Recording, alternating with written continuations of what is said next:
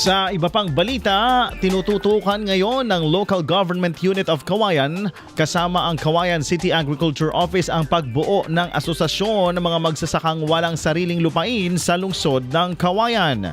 Sa panayam ng IFM News Team kay Ricardo Alonzo, City Agriculturist ng Cauayan City Agriculture Office, sinabi nito na ang mga farm workers ang kadalasang napapabayaan at walang benepisyong nakukuha mula sa pamahalaan dahil wala silang mga sariling lupa. Sinabi nito na mayroon na silang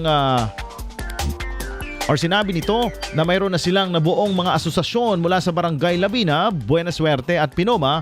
Target umano nilang bumuo ng asosasyon bawat barangay maliban na lang sa poblasyon areas na walang bukirin. Ayon kay Alonzo, maraming benepisyo ang maaaring makuha ng mga farm workers oras na mabuo ang asosasyon. Una rito, irerehistro sila sa Security and Exchange Commission at ipapa-accredit sa Department of Agriculture at PhilMec para sa posibleng pagtanggap ng mga makinarya.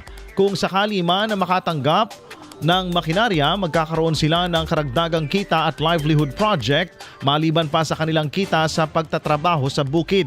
Inaanyayahan naman ng Alonzo ang lahat ng mga farm workers sa bawat barangay na sumali sa bubuing asosasyon para makasali sa mga programa ng pamahalaan para sa kanila. Ang kaming programa ngayon na organization ng mga Landless Farm Workers Association. Kumbaga sila ay mga trabahador sa ating pong mga bukirin. Kaya ngayon naman yung right time na gusto ng ating mga city officials ni Mayor JC, ni Vice Mayor Benji D, at lahat ng ating mga city councilors na magbuo tayo ngayon ng ating mga Landless Farm Workers Association. Nung last week, nung Monday, meron na kaming initial na organize yung Barangay Labina at Barangay Buena Suerte.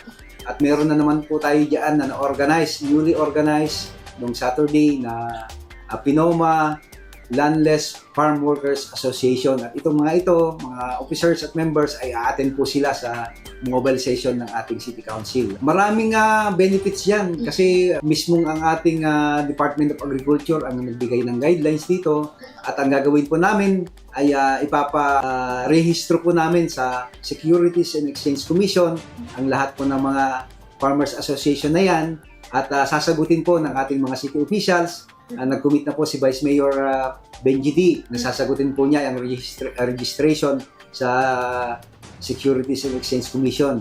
At ang gagawin din po namin ay ipapa-accredit din po namin yan sa Department of Agriculture, sa PhilMec, upang sa ganon ang ating mga farm workers ay magkaroon din ng mga makinarya. So, hindi natin alam na kung mabigyan sila ng mga makinarya ng ating pamahalaan, ng ating gobyerno, ng ating Department of Agriculture, upang sa ganon ay meron din silang source of income o livelihood project. At sa atin naman pong mga landless farm workers, yung mga ating pong mga nagpo-porsyento, nagtatanim ng palay, nagpubunot ng punla, ito na po yung panahon na para po sa inyo. Magbuo po tayo, sumali po tayo sa bubuuin po ng ating pong barangay na Landless Farm Workers Association, upang sa ganon ay makasali po tayo sa anumang programa na ibibigay po ng ating pamahalaan. Yan ang naging pahayag ni Cauayan City Agriculturist Ginoong Ricardo Alonzo. IFM News.